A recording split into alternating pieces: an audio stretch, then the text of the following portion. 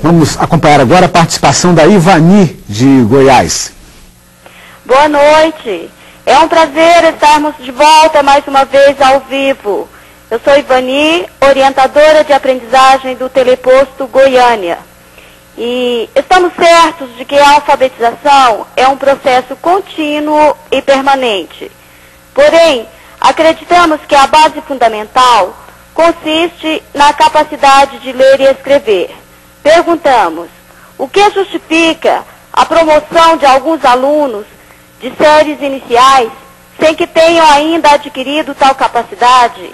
Haja visto que encontramos alunos em séries adiantadas, com grandes defasagens de séries anteriores, e por mais que tentamos negar, existe um guia curricular para cada série, e nós, professores, encontramos dificuldades para trabalharmos os conteúdos anteriores e cumprirmos com a programação da série atual. Muito obrigada, boa noite. Obrigado a você, Ivani. Volte sempre aqui ao Salto para o Futuro. Kátia. Ivani, essa problemática da promoção automática, né, da promoção e relacionada com o que você mesma coloca, um processo mais contínuo, um processo mais demorado. O que embasa, do ponto de vista político-pedagógico, as propostas de escola ciclada? O que embasa é justamente mexer num ponto que era um nó fundamental para o processo de alfabetização, que era o tempo escolar. Dar um tempo um pouco maior para determinadas crianças chegarem em um determinado patamar. Fundamentalmente seria isso. Então a escola deixou de reprovar, né, as escolas que assim se organizaram, deixaram de reprovar para dar esse tempo um pouco maior, considerando várias questões. Considerando uma continuidade nesse processo, então o professor que retoma, que pega o aluno na série seguinte, ou no ano escolar seguinte, teria que dar continuidade a esse processo, porque era muito injusto, de uma certa forma, muito injusto o sistema tradicional seriado, que coloca, a criança passa por um processo de um ano, e no caso de reprovar, quase sempre ela retoma para passar pelo mesmo processo e percorrer o mesmo caminho novamente. Então, a problemática dessa passagem das crianças que vão indo sem ter essas habilidades desenvolvidas, nós temos que ainda aprender a lidar com ela. Eu creio que, do ponto de vista político-pedagógico, a proposta é interessante, é boa.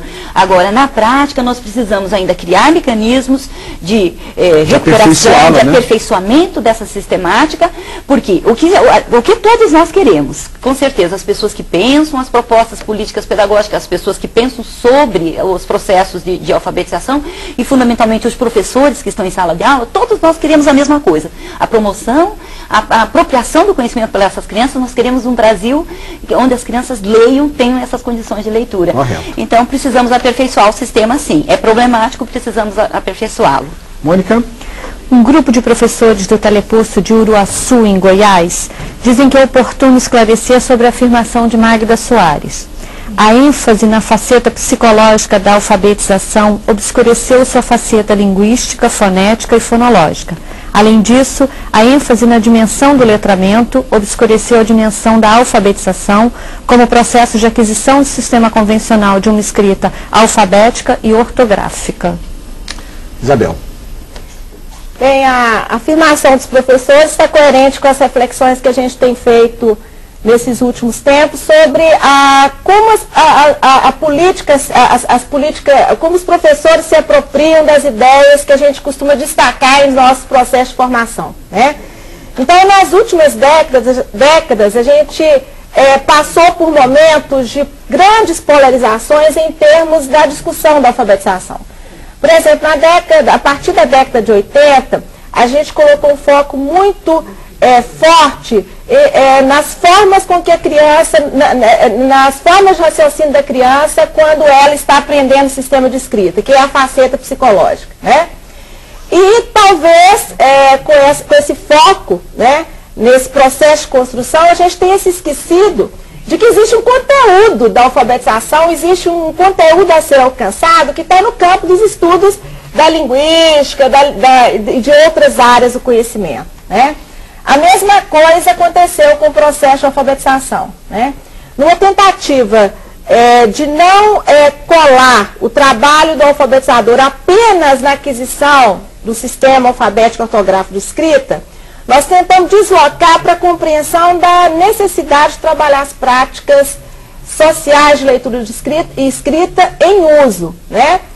E muitas vezes deslocamos tanto que o processo de alfabetização acabou perdendo um pouco a sua especificidade, né? É como se um professor alfabetizador fosse um professor de qualquer nível de ensino, né?